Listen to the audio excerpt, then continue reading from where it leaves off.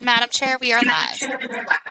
All right, thank you. Also, I think double check and make sure that everyone's getting in, because I think Mayor Gertz might be having some issues with getting inside the room. Yes, ma'am, I'll follow up with All right. So welcome everybody. And I want to thank you for joining us today for this very important town hall meeting. First and foremost, I want to say that the purpose of this town hall meeting is to start a conversation, to share our recommendations, and the importance of establishing a civilian oversight board.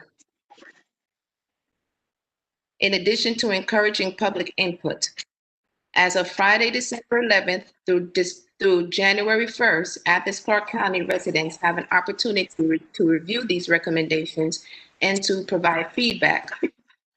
Establishing a civilian oversight board can help to enhance accountability and transparency in policing and build community trust through civilian oversight.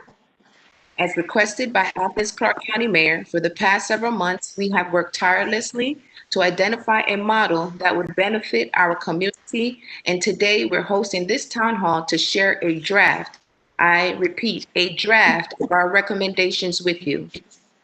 But before we begin, I would like for each of our task members just to introduce themselves and to share a little bit about you. And then after that, Shane Sims will begin the next step. Anyone wants to go first? Okay, I guess I can go, Madam Chair. Mhm. Good evening. My name is Shane Sims, and I'm the current co-chair of this task force.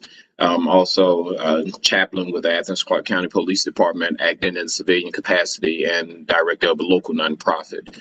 My interest in this is that we have the option and the opportunity of addressing police community relations in a proactive and positive manner to create a better and safe environment for us all. Sarah George, did you want to go next? Or Dr. Shannon? Sarah? Sure, thank you. Hi, everyone. My name is Sarah Shannon. I'm a resident here of Athens, and my day job is as an associate professor of sociology at UGA, and my area of expertise is in crime and criminal justice. Okay. Philip, did you want to go next? Absolutely. Thank you so much. My name is Phil Smith, and my professional background is in federal budget policy. I work for a nonprofit organization based up in DC called the Concord Coalition. And my academic background is in political science, but I've also served as COO of two state agencies here in Georgia, the Department of Community Affairs and the Technical College System of Georgia. But more importantly than all that, I grew up right here in Athens and attended Barnett Shoals Elementary, Hillsman Middle, Clark Middle School, and Peter Shoals, and eventually the University of Georgia. So I've been very pleased to be a part of this, and thank you for including me. Okay. Stephanie, did you want to go next? Sure. Thank you, Mocha. Thanks everyone for attending and for being here. For my day job, I am a neighborhood leader with Family Connections, Communities in Schools.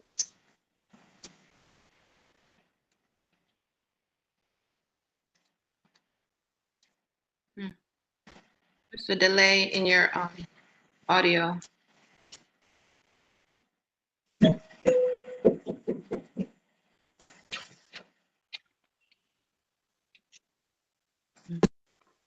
Okay, I'll just leave it at that for now. Okay, there was a delay in your audio. I'm sorry. That's okay. All right. TK, did you want to go next? Yeah, that's fine.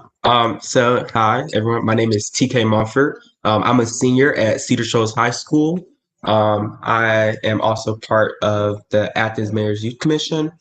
And yeah, I'm a member of this community. And I want to make sure that I help participate in this board and making sure that our police are held accountable.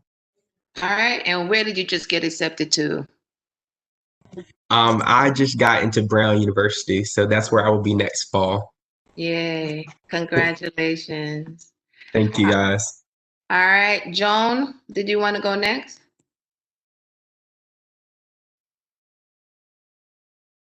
Are you there, Joan?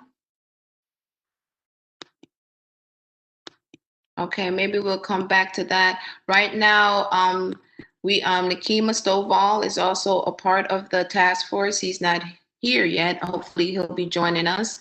Also, as non-voting members that have participated through the process, we had Blaine Williams, we had Chief Sproul, and Sherry Hines also participate in our weekly discussions.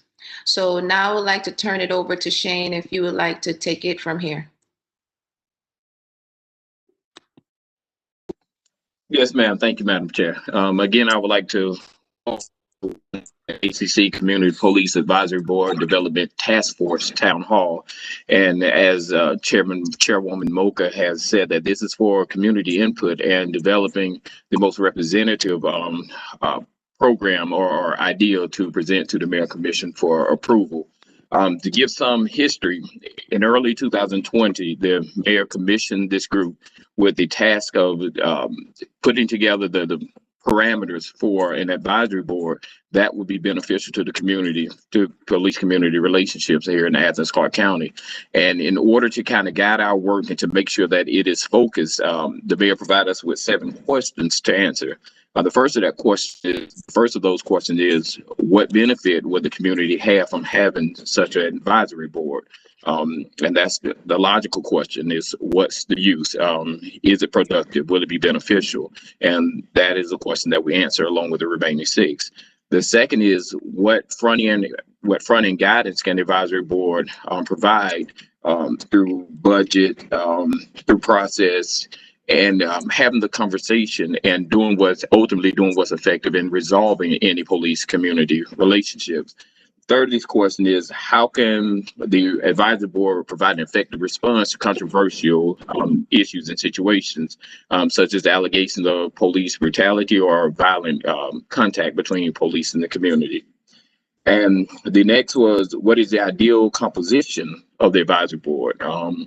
How would it be constituted? In other words, would it be reflexive of the community, reflexive of the most effective demographics? And that was also answered. Fifth is, what training and or knowledge is necessary to provide the service for the advisory board members? And this is so that this is not just a one-off or unthought out process, but instead there are informed individuals that will be involved in this process. The next is, what level of information would be necessary for the advisory board to do its job? And lastly, what level of staffing and budget is necessary for the advisory board to do its job? These 7 questions has formed the parameters through which we have, within which we have done our work. And it is our hopes and prayers that the product of our work, as well as community input, would be the establishment of a community police advisory board that prove effective in improving community police relations. All right, thank you. Thank you, Shane. I appreciate that. Okay, so Dr. Sarah, today I just can't talk. Can you go next and just, back us up with the purpose and the goal, and the role that you played in this as well, especially after we collected those surveys? Sure. So as Shane mentioned, our task was given to us by the mayor, and with those guiding questions, and our overarching goal was to create this set of recommendations that we're reviewing tonight as a draft.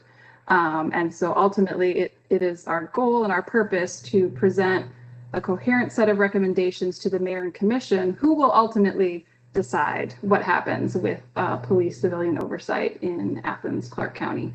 And so our goal all along has been to present the best recommendations, the best advice, based on who we are and based on the expertise that we have had at our disposal through NACOL, who I know will be introduced momentarily. But our process has been one of meeting almost weekly, it seems like, since earlier this year, except for the little disruption due to the pandemic. But really, we've been working, as Mocha said, very diligently.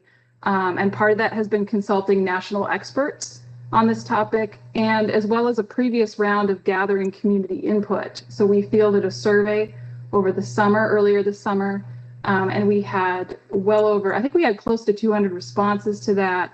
And in going through that feedback from the community prior to creating these recommendations, we read through all of the written responses and systematically tried to code through those responses to find themes that were particularly important to the community members who responded as it related to our task. People expressed many things in those comments about their feelings and thoughts about police and community relations. And we really tried to take from that what we could apply for our task here in giving these recommendations. So it's exciting to be here and be able to present these recommendations to the community in their early form. Thank you. Thank you. So next I will let Philip share with you guys why the task force chose this model and this recommendation and how we believe that it will benefit the community. And I will say that this board has been made up of a diverse group of people. So I would say I want to give kudos out to Mayor Girtz for making an effort to include various voices from the youth all the way up to people that might have had different experiences with the justice system, even to professionals and people that advocated for these things in the community. So this board is a very diverse body. Not everyone is here with us today, but I did want to give you guys a shout out and say thank you to Mayor Girtz and for all of you for being here. So the big thing now is why we chose this model. What does this model look like and what can it do for us? So Philip, did you want to talk about the why? Because you spent a lot of time on the ordinance and you did a lot of diligent research where we found models that would be customizable to fit and benefit Athens-Clarke County community. Absolutely. And thank you so much, Chair. I'll welcome any new viewers that we might have to us tonight too, who are watching. As Sarah Shannon mentioned, and I think Shane alluded to this as well, we've met quite often. In fact, during the pandemic, as Sarah said, I think we've met almost weekly. And I know that sometimes it can seem mundane, some of the issues that we're taking on. But for those community members that did take the time to join with us in those in so many of those meetings, especially at the beginning when we met in person, but then during the pandemic when we had to do this virtually, I want to thank you for doing that because we're in a pandemic, we had to take certain measures. And like tonight, we would much rather be with you in person. But because the pandemic is raging, we have to do it this way. And during all of these meetings, task force members, we really thought that it was vital to look at various models from other cities across the country to see what others have already done. And I will say, I think that Athens-Clarke County in many ways is ahead of the curve compared to a lot of other places when we started looking across the country. Since the mayor and the commission announced the formation of this task force, many more cities across the country have followed suit. But however, in the meantime, we did find that there were some cities that have done this already, and we wanted to look to them as well as obviously our own experiences here in Athens-Clarke County to serve as recommendations for a good model to bring to you and to ask for your input on. Combined with the community input that we previously received prior to tonight and that we hope to get more of tonight and in the coming days and weeks, our meetings have been very insightful, and we've come up with a recommendation of what we kind of call a hybrid model that we hope, and we hope you might think this as well, fits our needs here in Athens-Clarke County. Probably the biggest question that we had was a bit of a Goldilocks dilemma. And what I mean by that is what is the size and scope that is best for us in Athens-Clarke County? Not one that is too small, because we're a good sized city that oftentimes punches above our weight for lots of reasons. And then at the same time, not one that's too big, right? I mean, obviously we're not Atlanta, we're not New York City. And in terms of our size and our needs, what I found when we looked across the country was some of the challenges, there's no perfect model, but some of the challenges that we face are similar to cities like Dayton, Ohio, or Berkeley, California, or Madison, Wisconsin. But because we are unique here in Athens-Clarke County, there's no other city in the world that's quite like our twin, right? But we chose to observe these other cities, and then use our own experiences here and the input that we receive to make recommendations. And all of this led the task force to looking at different models. And again, as I mentioned, deciding eventually on doing a hybrid of them. So the two models that we looked at that seemed to fit Athens the most were what we would call a review-focused model and an auditor-monitor-focused model. And what we did is we took the best parts of those two models and combined them into the hybrid. The key characteristics of these models include that they often focus on reviewing the quality of completed police internal affairs investigations. They may make recommendations to police executives regarding findings or requests that further investigations be conducted. They can commonly be headed by a review board composed of citizen volunteers. And this model may hold public meetings, which we're a big fan of for obvious reasons, to collect community input and facilitate police community communication. So those were some important characteristics of the review focus model that we liked. And it has really some potential key strengths, ensuring that the community has the ability to provide input into the complaint investigation process.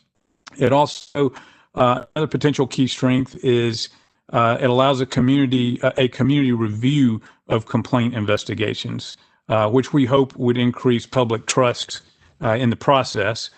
And then probably the third essential key strength is generally it's the least expensive form of oversight because it typically relies on the work of volunteers without creating a major bureaucratic organization. So that we liked a lot of those things that fell into the category of the review focus model, but then we started looking at the auditor monitor focus model, and we saw in that some things that we thought could be very beneficial for Athens-Clarke County. The key characteristics of an auditor monitor focus model include that it often focuses on examining broad patterns in complaint investigations, including patterns in the quality of investigations, the findings, and in discipline. Also, a key characteristic of the auditor-monitor focus model is that some auditor monitors may actively participate in or monitor open internal investigations. And a lot of our task force members thought that was critical, that an auditor monitor work hand in hand with the police to actively monitor these internal investigations. And then a third key characteristic of the auditor monitor focus model is that it often seeks to promote broad organizational change by conducting systemic reviews of police policies, the police practices, or training, and making recommendations for improvement. And some key strengths as well we really thought were beneficial to the auditor monitor focus model. One was oftentimes you can have a more robust public reporting practices than in other types of oversight. And we thought that was a key strength. Also, they can be generally less expensive than a full investigative agency, but more expensive than a review-focused agency. So we thought maybe we could get a hybridized there. Again, looking for this Goldilocks thing, something that wasn't too big, but something that was big enough that we could afford as our size, as indicated by our size here in Athens-Clarke County. And then probably another key strength that I would point out of the auditor monitor focus model is that it may be more effective at promoting long-term systemic change in police departments. And a lot has happened over the past year in our society, and that really stood out. To promote long-term systemic change in police departments, I know is a concern of many, many citizens. So when we saw those and we thought, do we have to just choose one or the other, or could we hybridize these two? And we chose to hybridize them. And so we think if you'll look at our documents that we've shared, you'll see these key characteristics and these key strengths in this hybrid version. And so if you've been watching our meetings and paying attention, you know that this is what we've gravitated towards. But again, we would love to have your input and see if you agree that this is something that would fit Athens-Clarke County. And with that, I'll conclude my report, Madam Chair.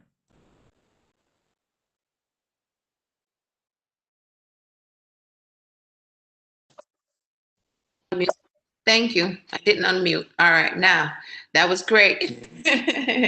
I would say this process, I think, is going on almost when we got together, it was in January. So we're right around the corner. We're going on a year. We're going on a year, and we're not talking about the work that was put into it before the mayor and commission decided to create this task force. So just so I'm going to repeat it, everyone on this call was committed, and we stuck it through for almost a year with doing our research, collecting public input, having different voices at the table, and also being guided with our experts from NACO that have done this before all across, the U.S., helping other states and cities establish a successful civilian oversight board. So now I would like to let Leanna go ahead and take the floor, tell us about how you helped us through this process. Thank you, Madam. Thank you, Madam Chair, and thank you, everyone. I'm Liana Perez. I'm the Director of Operations for NACOL. NACOL stands for the National Association for Civilian Oversight of Law Enforcement. I'm talking to you today from Tucson, Arizona, where I live. First of all, I really want to thank the mayor, the city manager, and particularly the task force for inviting us into your community a year ago to help you through this, shepherd you through this process that is so very, very important. NACOL's role in this is providing resources, guidance, basically examples of models used in other cities across the country. And I will tell you, the work that this task force has done has been extraordinary compared to none of the communities that we've worked with, because you've really taken the time to discuss, debate, deliberate, all those things, and have gotten yourself to a point where I think you're coming forth with some very strong recommendations. The most effective oversight agencies in the country are those that take the time to go through all the possibilities, all the options, all the community input, using the diverse group of stakeholders like your task forces to get information that will help inform your decisions as you make the recommendations to your elected officials. And again, I can't say enough how much I commend the work of this task force. It's been a long process, but I think in the end you will end up with some very good recommendations that will hopefully have a big impact in your community. I think that Phil did a really good job of explaining the different models or why you actually chose this particular model to move forward with. One of the things that I will say about these hybrid models, because there's various models, there's fully investigative models, there's models that are just advisory in nature, but the hybrid models kind of are the best of both worlds because they're really trying to address the needs of your community. And when you combine the auditor, monitor, and a board, you're basically having the voices of your community by appointing members to these from the community to the boards, but then by hiring an actual professional, auditor or monitor to do the day-to-day work. That is so critical because oftentimes the boards that meet like on a monthly basis or twice a month are oftentimes just barely scratching the surface of some of the things that are really going on with respect to the community complaints and potential recommendations for systemic changes or recommendations for changes in policies or changes in how your law enforcement agency interacts with your community. All those things are important.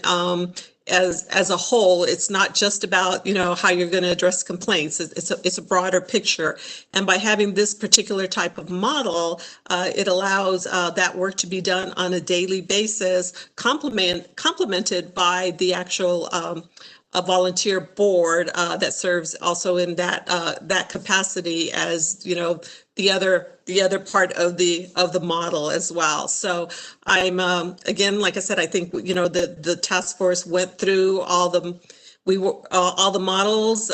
We were down there in January, in late January, and made a presentation. We were with you for 3 days and went through the pros and cons of all the models. What are effective practices in models? What are the best practices to move a community forward? And those are the conversations we've been having for the past year, with a little bit of detours because of COVID, but back on track. And I'm here to hopefully help you continue to get this process across the finish line, hopefully in the next several weeks and months going forward. So thank you for having me tonight, Madam Chair.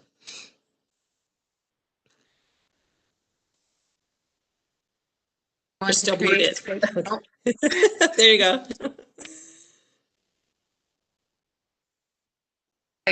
Just open up the floor, create space so that if anyone that's watching that have joined us today can, ask any questions. If you have had an opportunity to look at the recommendations, if you have any questions, please, you can begin by posting them here in the chat. Now, I want to reiterate this. This is not the end all. This town hall is actually an introduction, and it's a way for us to promote and to let the general public know that there is a survey that's out there. You have about 3 weeks to share it within your network, to share it amongst your friends. That survey is the most important thing, because that's where you put your feedback. If you see something that you think you want to recommend to be added, or if you just have a question or a concern, that's how you're able to communicate with us and for your voice to be heard. So let's go ahead from here. Sarah and TK is going to help us with the Q&A process. So if we're ready, Sarah and TK, we can go ahead. Yes, Madam Chair. And so just for the members of our public who might be watching, in case you are not familiar with our WebEx events platform, you should see 3 dots in the bottom of your screen that represents your More Options button. If you don't see a Q&A listed on your screen, you should be able to access it through that More Options. And depending on the type of technology that you're joining us from, you may also see Q&A listed on the far lower right-hand side of your screen. So feel free, if you have any questions, to go ahead and type those in the chat and we'll address those. And Madam Chair, we do have our first question. It starts off by thanking you all for your work and efforts. I know these processes can be lengthy and difficult. How are affected communities going to be represented? Given the disproportionate representation of Black and Brown men in our system, will they have a seat? All right. Shane, Leanna, or myself, who wants to answer that question? Or anyone on the task force is welcome to chime in. Okay, Madam Chair, I can. One of the questions that Mayor Girtz tasked with was how would this board be staffed, and making sure that it's reflective of the community. And I would like to encourage the community to also be a part of the process. We did as best as we could to ensure that there would be a diverse board.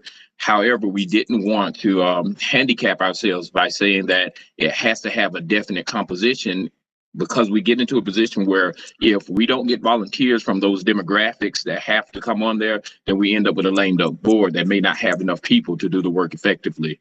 And so we are making every effort to make sure that the language is shall and must language that encourages recruiting from the most affected demographics, that all people, all groups are represented on this board. Mm-hmm. And so, we had that discussion last week as well. And so we definitely want to add in the language of recommendation is the recruiting process, and to, make sure that we try to be as inclusive, to make sure that it's representative of the people that are impacted. If you look on the recommendations, we also have victims of crimes. We have various people from different backgrounds that we would like to be a part of the review board. All right. Can I just add in that just to emphasize Shane's point, why it's so important that folks watching give their opinions and participate in this process, because if people who are watching believe that certain groups should explicitly be identified and included as being the makeup of this board, then that's feedback that y'all can provide so we could re-look at that language if it needs to be a little bit stronger based on what the community's needs are or what they've identified. Definitely. So we encourage y'all to share this link. Again, this is this is a start of the conversation, and you guys have a few weeks before we present our final recommendations to the mayor and commission. All right. Any other question that you want to? Madam Chair, if I could just offer one more point to this in the topic of recruitment, where our recommendations describe asking for a measurable emphasis in recruiting from different kinds of organizations so that will yield a very robust set of nominations representing diverse groups. And I think another thing that people watching this town hall could contribute are names of different community organizations, neighborhood organizations, faith-based, perhaps other sorts of groups that we could begin to widen the list of recruiting points for ultimately for the mayor and commission beyond the typical places that would be advertised. So I think we'd certainly want to get those kinds of things too, so that we can be sure to get the applications out when the time comes to a really broad and inclusive network of people in our community. Thank you, Joan, for mentioning those key things that we, also wanted to include. So thank you for bringing that up. Thank you. All right. Does anyone else want to chime in on that before Sarah and TK move on? All right. So Sarah, TK, you can ask another question. Cool. So the next question that I see in the chat, it reads, first, I haven't read all your recommendations yet, but I'm curious how your final recommendation ended up. I'm listening to your meeting, at which point you were discussing who the auditor position would report to. Okay. So anybody wants to chime in, Shane or anyone else? Yes, ma'am, Madam Chair. This was the topic of quite a few discussions. Who would the auditor monitor report to? And it was all done with the good intentions of providing or establishing a board that was transparent, a board that didn't run into conflict of interest by reporting to the same hierarchy or the same committee. Police department themselves directly. And so we did give this some thought. We gave it some debate. And we decided on a reporting model with the advice of Liana from NACO, the National Association of Civilian Oversight of Law Enforcement, and a lot of guidance. And so the model that we decided on, the reporting mechanism that we decided on, was one that would keep us from running into conflicts of being the same one that the police chief reports to avoid any appearance of impropriety. And Liana, if you would like to weigh in on the reporting mechanism that we use and what is the benefits of this reporting mechanism. Yes. So when you're, I think if you read the recommendations, there's also that role that because you will, the recommendation for that board, also the auditor monitor position will also have reporting requirements to the board as well. Oftentimes when establishing these positions, you have to take into consideration your city charter or your ordinances as far as how these individuals are appointed and who they actually report to within city government. So that was part of the discussion that we had as well. In many cities, the auditor or monitor will report to the city manager.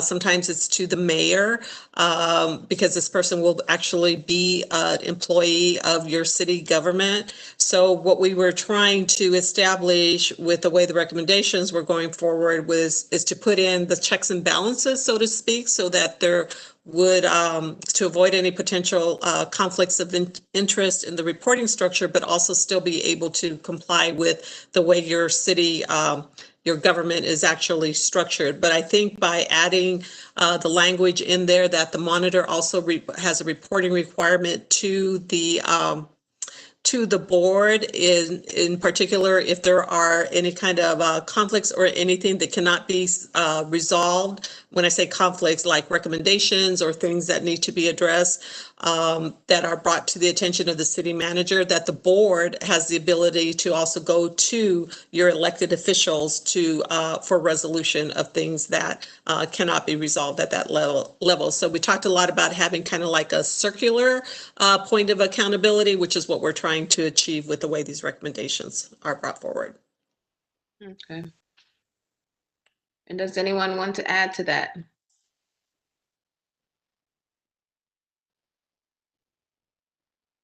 All right. All right. So if you want to go ahead and ask another question, we'll move forward. Yes, Madam Chair. And just a quick reminder to anyone who has any questions, make sure to pop those in the Q&A section so that we can ask them aloud. Okay, our next question. In that same line of thought about the auditor, what would the auditor's duties be in addition to responding to specific issues or complaints brought to the advisory board? Would this be a full-time position? It would be a full-time position. And also, Leanna, being that you have worked in this capacity, could you just give them a little rundown of what that would look like, customizable to Athens, Georgia, those minor changes, but what would that look like from your perspective, from you working that position, to let them know that it involves more than just taking complaints? Yes, and I neglected to say this in my intro. I was the police auditor for the city of Tucson for 20 years before I retired, and many of my roles included, accepting the complaints, following up with the complainants as far as their status of the investigation. But my bigger role was to sit on a lot of the more high-profile types of incidents. In other words, if there was an officer-involved shooting, I would get called out to the scene to be able to ask questions or make observations of what I knew would ultimately be an investigation of that particular incident,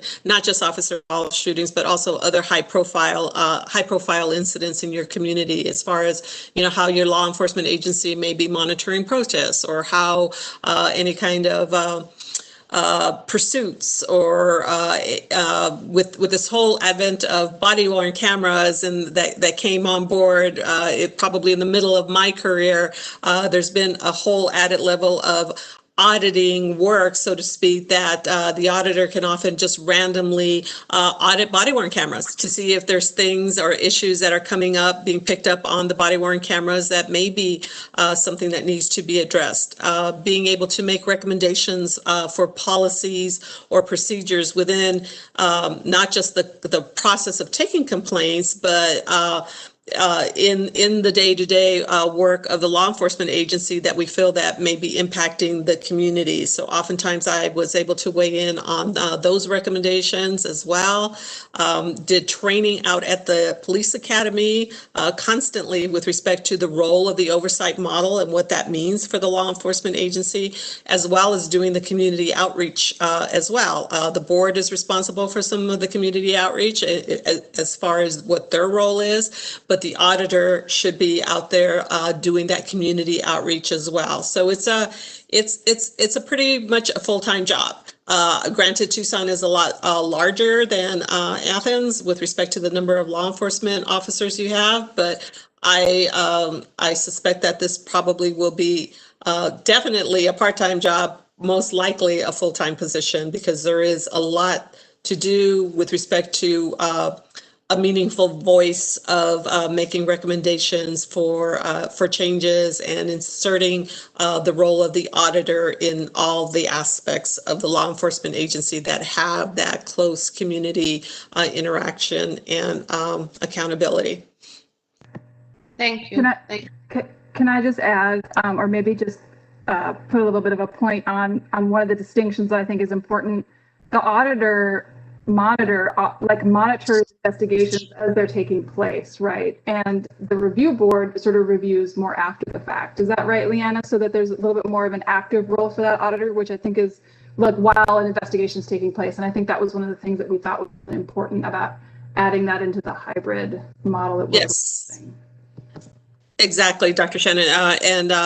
So the auditor can actually sit in on it. So your investigations are still, because this won't be an investigative model, your investigations will still be conducted by your Office of Professional Standards within the police department. The auditor can choose to sit in on these investigations to ensure that the questions from the auditor's perspective are also being answered. And when I say sit in on the interviews, observe the interviews of the witnesses and the law enforcement officers to ensure that the investigations are being thorough, fair, and complete, rather than having an investigation, completed and then review it and determine that there was maybe a witness that was left out or particular documentation that was necessary to make the investigation more thorough. The auditor's role is on a day-to-day basis. They can elect which investigations they would like to sit in on and audit or monitor the process of those investigations. I'd like to put an exclamation point on that as well, Sarah. I think when we were looking at review-focused agencies and when we were looking at auditors, that always had the feel of a past tense operation, right? Like something happens and then you go back and look at what happened. Whereas I think if we use the language of our hybridized plan that we're proposing, if we refer to this position as auditor monitor, it more accurately describes what we're trying to do, which is a more active present tense role rather than a past tense after the fact role. So I completely concur. Yes. And also, could you just give us another thing of like, how would the auditor monitor work with the review board? Now, the review board is not someone that's there day to day. They might meet once a month, and the auditor monitor has to meet with this review board. Leanna, could you just give us can you give us a little does it look like, a simulation of what that might look like? Yes. So here in Tucson, I also worked with, we actually had a review board as well, appointed by our elected officials. They would meet on a monthly basis. They, as far as their bylaws and practices, they could opt to review the complaints themselves, have a look at, which complaints, because again, they're only meeting on a monthly basis. Sometimes they would opt to say, oh, can we look at 3 use of force complaints that were, investigated and closed this month? And the auditor, my role was also to kind of give them a debriefing on what I observed from either having participated in monitoring the investigation or having, looked at the completed investigation. From there, the board can also maybe kind of glean any patterns or things that they are seeing and ask questions about that as well, or ask questions about policies. The auditor would also provide a monthly report, I would suspect, or however you create it with respect to your bylaws and procedures, a monthly report to the board as to like the number of complaints reviewed, the types of complaints that are coming in, the outcome as far as the findings, sustained, not sustained, or recommendations that are made for changes. And anything having to do with the complaints, or also anything having to do with maybe on a larger scale of issues that are coming up that maybe aren't necessarily complaints, because oftentimes you may, as the auditor, may be getting inquiries and concerns being brought to your attention that don't necessarily, I don't like to use the words rise to the level of a complaint, but sometimes they aren't necessarily a complaint because they're not necessarily a violation of a policy or a practice, but it's still an issue that's being brought forth by the community that should be addressed. And those are the things that the auditor can share with and work with the board to kind of address, how are, school resource officers being, deployed? How are, officers being deployed to monitor particular events or, traffic enforcement? So there's all kinds of topics that the auditor and the board can work jointly with to be able to make recommendations to not just the elected officials and part of the reporting process, but hopefully in working directly with the chief of police to make changes that benefit the community. Thank you. I appreciate that. All right. So, Sarah and TK. Yeah. Yeah. All right. So the next question we have, the question reads, we sometimes assign community service to affected populations. Could we assign some of these volunteer hours to non-violent offenders to fulfill their volunteer hours? That's a good question. I guess that's something we haven't discussed yet, and that's why we're having this type of meeting. So things that we might not have thought of or and would like to include possibly, could be brought to the forefront. Leanna, have they done this in other cities before? Actually, not that I'm aware of, but that's an excellent suggestion. And perhaps that can be something as far as maybe one of the positions or something that one of the aspects of or categories of a particular position that you would want to fill, on the board. Yeah, definitely. That's a real good Yeah, question. I think that's a good idea. We actually do that in my own nonprofit organization. We've allowed people to either intern for us, or to volunteer for us to earn to take care of those community service hours that they were given. So I think there's a way to make that happen. Definitely. I like that. I certainly think it's interesting to consider. I think we'd want to be careful that the actual review board, the voluntary review board, be populated by folks who are truly volunteering for that position. And I also don't think that they would accumulate hours at the rate that most people want to accumulate. You want to gain those hours rather quickly. We supervise a number of community service workers through Project Safe, and folks don't want that to drag over a long period of time. So we might want to consider something where the person is volunteering perhaps with the auditor, if that's allowed, as opposed to clarifying that volunteering to be on the board as your community service, I think perhaps is not logistically or philosophically perhaps the best route that we could take. But it's interesting to think about ways that we could incorporate. Yeah, definitely. Because she brought up a serious point. People definitely want to increase their hours at a faster rate than a month with the meeting, and just some other things that we want to consider. But it was a good thought, and how, if that's possible, what that would look like, Yep. If I could just add, that's an interesting thought. And I think what maybe we want to focus in on, well, why do we feel like that's a good idea? Is it because then we feel like some more voices are going to be represented of people who have experience with the system? Because if we want that to be the case, we can just include that as a recommendation for who should make up the board. I'm very wary of unpaid labor, particularly when we live in a community that still uses unpaid inmate labor.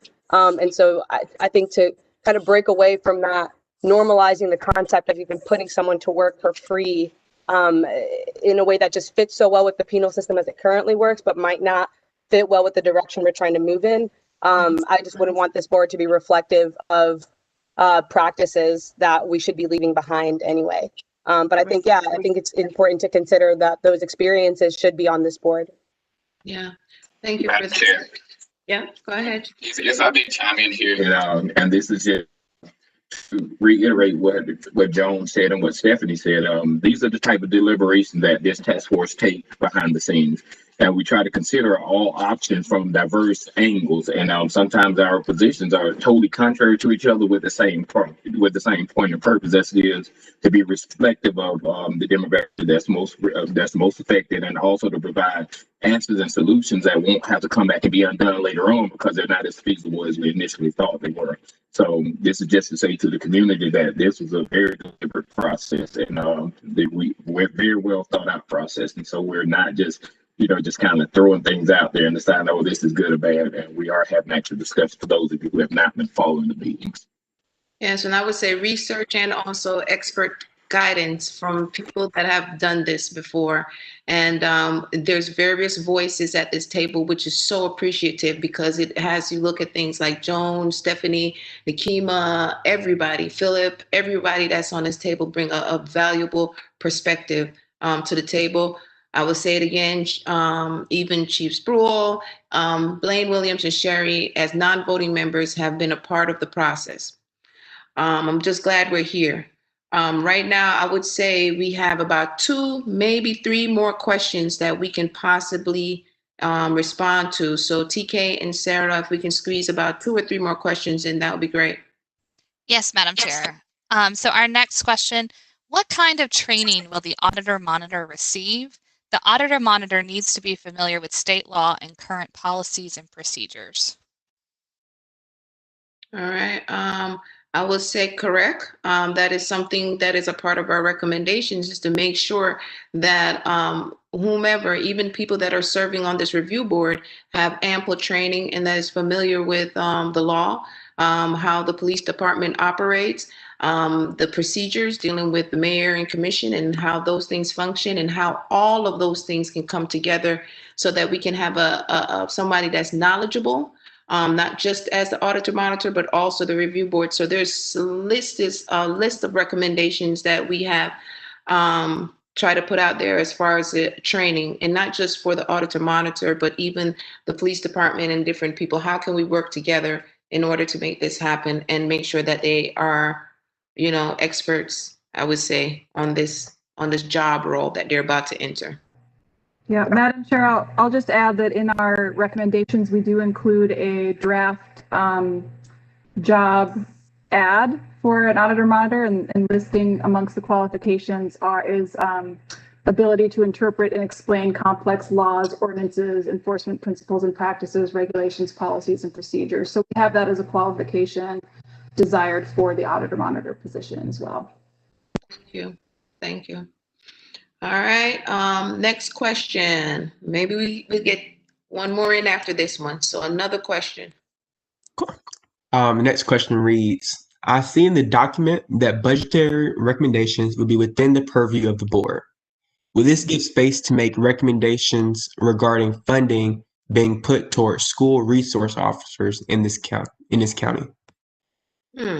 Now that is a good question because I'm big on the school resource officer piece. But in any case, Leanna, I would assume how does that go when it comes to recommendations, and from your previous experience, wouldn't that be something that would be able to be discussed? Yes, I mean, it would be an option. I mean, of course, those would be recommendations. Obviously, in your city county structure, there, your budget and your funding is determined, through a process with your elected officials. But definitely, you can make recommendations for programs or services that you think will be beneficial. I know the conversations in many parts of the country right now are, moving funding for particular programs into other areas. And when I say moving, maybe moving sometimes from the law enforcement agency or sometimes from other city departments that into particular areas that particularly for, mental, like,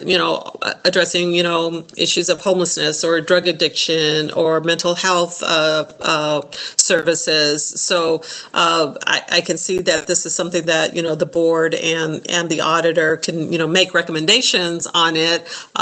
Because what you will probably see is many of your complaints and issues kind of stem from, a lot of these unfortunate, societal, discrepancies and voids that are out there. So these are things that, you'll see when I say you'll, the board and the auditor will see and be able to hopefully make recommendations on those. But it's very common that happens. Yes. Yes. And also because those, if that's what the community is concerned about around policing, and it continues to come up, even though, like you said earlier, even though it might not be some heightened case, but if it's a social concern that keeps coming up, it's something that this review board and auditor monitor should be able to address and bring to the attention of the mayor and commission. Exactly, because the idea of the work of the board and the auditor is also seeing the patterns of of complaints that are coming forward, and what is the grounds or what is the foundation of those complaints. So you will have that information to make your recommendations from. Thank you. All right, so it's 6:27, so we'll be able to squeeze in one more question.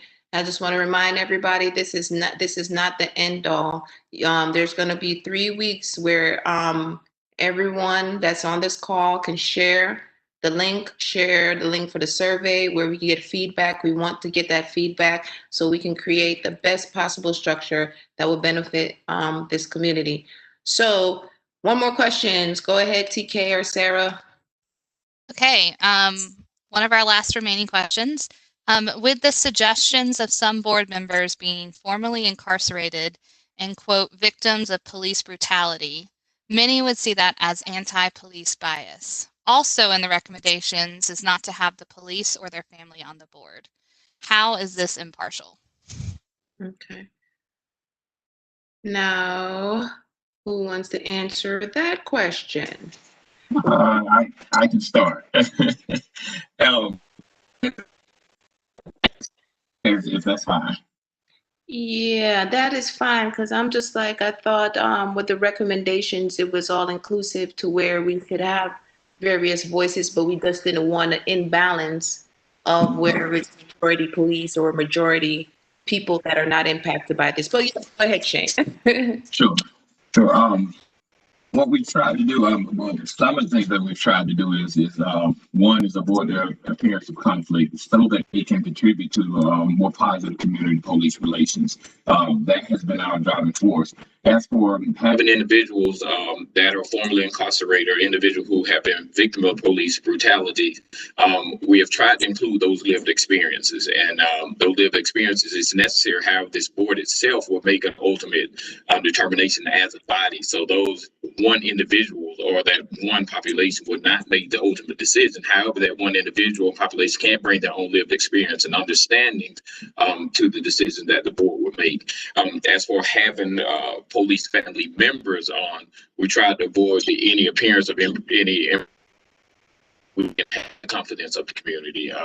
To have a police advisory board with police staffing it or police family staffing it, we discussed that it would create the appearance of impropriety, if not actual bias.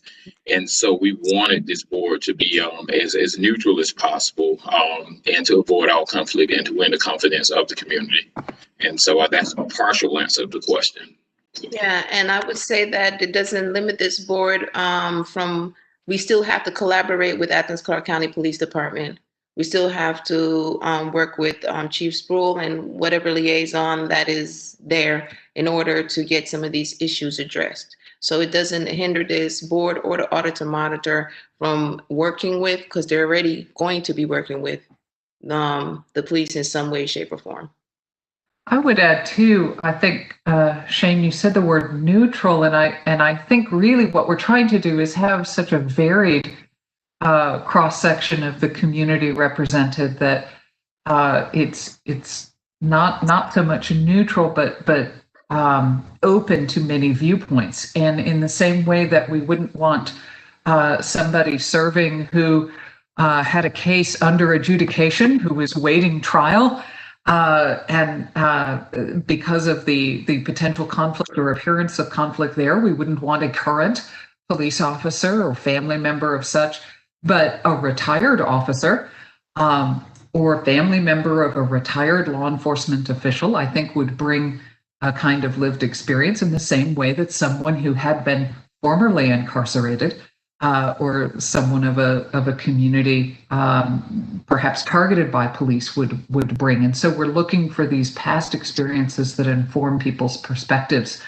and motivate them to participate. But we don't want someone with a current tie one way or another that might call question to the influence or the types of recommendations that are being made to the mayor and commission by the board.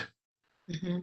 And just to say it again, like this board and the auditor monitor is already going to have to collaborate with Athens-Clarke Police Department. It's not a thing to where they cannot work together at all. There has to be some type of unity in order for us to move forward.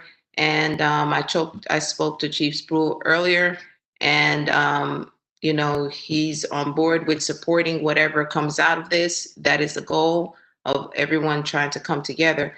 So it is 6:32. Is there any final, we can't answer any more questions. I don't want to keep pushing it past the time that was allotted.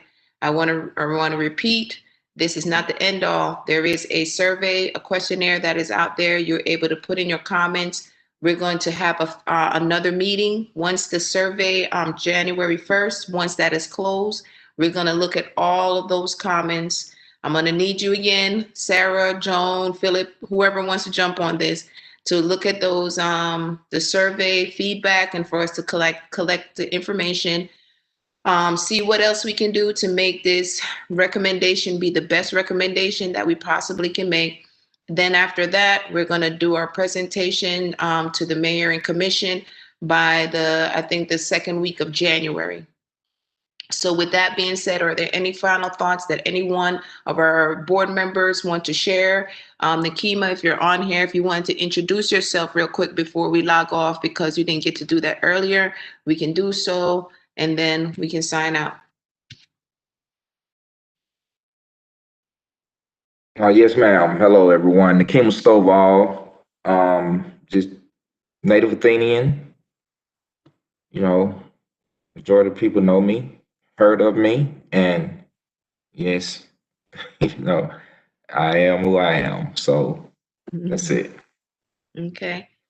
All right. Well, thank you, Nakima. Like I said, it's been a very diverse group, an outspoken group, and we have all worked tirelessly to come up with the best recommendations. We know there's more work to be done, but we do believe that this will help to benefit the community. So make sure everyone share the link in their network. Continue to pass the word on to your friends and your family so we can get your feedback. And if that is it, I will, I will go ahead and close out. Shane, do you have any final thoughts before we go ahead and end this meeting? No, ma'am, Madam Chair. Thank you very much. And Madam Chair, just a point of order, we will need a motion to adjourn. All right. So moved. Second. I was okay. All in favor, say aye. Aye. Aye. Aye. Aye. Anyone opposed, say nay. All right, the ayes have it. Adjourn, and thank you all very much, and we will meet again. Thank you.